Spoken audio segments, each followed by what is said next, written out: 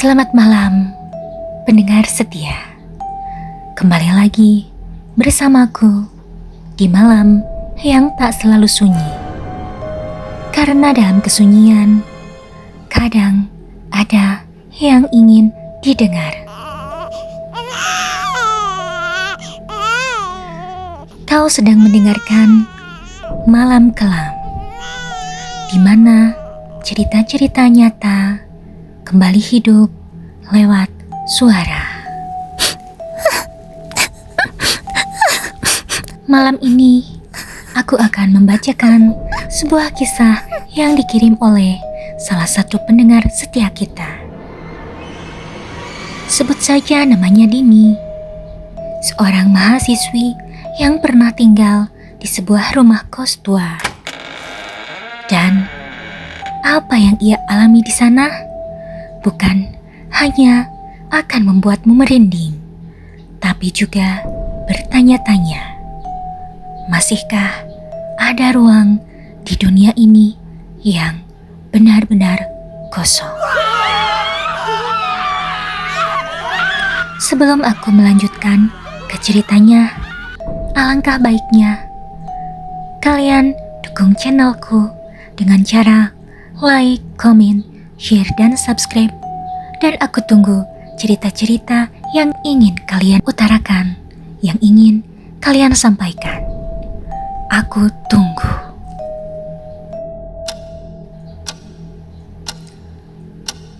Suatu hari, Dini menuliskan bahwa kejadian ini terjadi sekitar tahun 2019.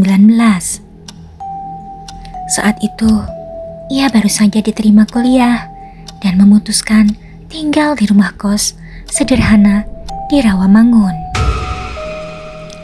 Bangunannya tua, berlantai 2, dan ia menempati kamar nomor 7. Sebelum menandatangani kontrak, ibu kos hanya berpesan satu hal. Dia bilang, "Kalau malam terasa aneh, jangan hiraukan ya nak. Biasanya cuman lewat." Dini hanya tersenyum waktu itu. Ia bukan tipe yang mudah takut. Namun hari pertama, baru pukul 2 dini hari, ia terbangun karena mendengar suara bayi menangis. Pelan, namun mengiris. Dan anehnya, suara itu terasa semakin dekat, hingga akhirnya berhenti tepat di depan pintu kamarnya.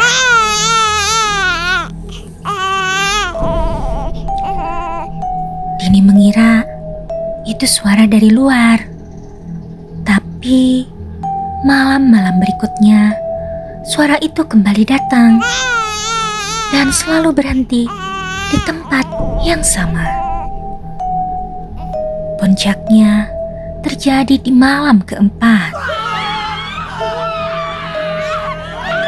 Saat sedang mengetik tugas kuliah, lampu kamarnya tiba-tiba mati sendiri. Gelap total. Hanya cahaya dari laptop yang menyala membuat bayangan dinding tampak menggeliat.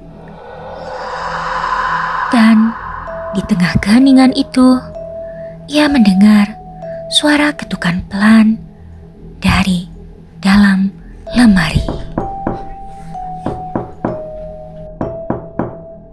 Dini mendekat pelan-pelan, menahan nafas, dan saat ia menyentuh gagang lemari, pintu itu terbuka sendiri.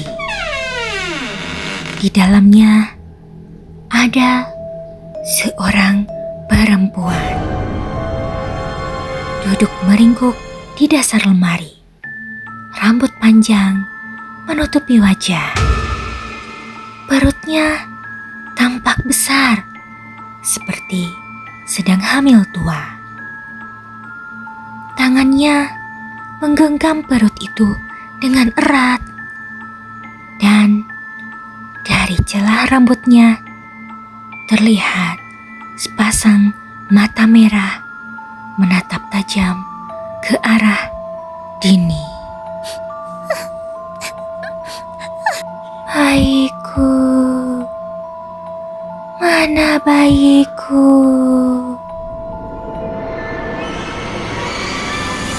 Dini pun menjerit. Ia berlari keluar kamar, terisak ketakutan. Penghuni kos lain keluar, dan ia langsung jatuh pingsan di lorong. Keesokan paginya, ibu kos akhirnya bicara. Ia bilang bahwa sebelum dijadikan rumah kos, bangunan ini adalah rumah bersalin. Dan kamar nomor 7 dulunya adalah ruang persalinan. Bertahun-tahun lalu, seorang perempuan muda datang ke sana sendirian untuk melahirkan. Tapi bayinya meninggal dan si ibu menghilang. Ia tak pernah keluar dari ruangan itu. Tapi lemari ditemukan terbuka, berlumuran darah. Dan ada jejak kaki menuju ke dalam lemari. Sejak saat itu, penghuni kamar nomor 7 sering diganggu oleh sosok perempuan hamil yang menangis,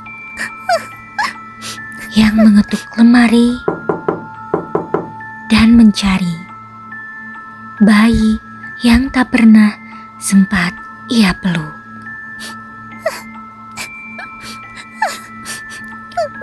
Setelah kejadian itu, Dini langsung pindah. Tapi sampai saat ini, ia masih sering mendengar tangisan bayi, terutama saat tengah malam. Di tempat-tempat yang seharusnya tak ada siapa-siapa. Ia hanya menulis satu kalimat penutup. Jika kau mendengar suara bayi menangis di kamar kosong, jangan buka lemari. Karena kadang bukan suara yang minta tolong, tapi jiwa yang tertinggal.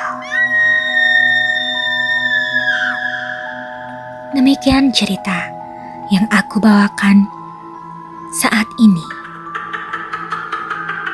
Terima kasih kepada Dini untuk kisahnya. Dan untuk kamu, para pendengar Malam Kelam, jika kamu pernah mengalami kejadian serupa atau menyimpan cerita kelam yang tak pernah kau ceritakan ke siapapun, kirimkan saja pada kami. Dan biarkan kami membacakannya di malam-malam selanjutnya.